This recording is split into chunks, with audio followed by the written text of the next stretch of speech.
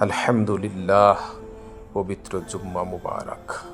জুম্মার দিনটি আল্লাহর কাছে অত্যন্ত মর্যাদাপূর্ণ একটি দিন।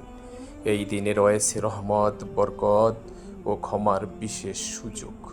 কুরআনে আল্লাহ তাআলা বলেন, হে মুমিনগণ, জুম্মার দিনে যখন নামাজের আহ্বান করা হয় তখন আল্লাহর স্মরণের দিকে দ্রুত অগ্রসর হও।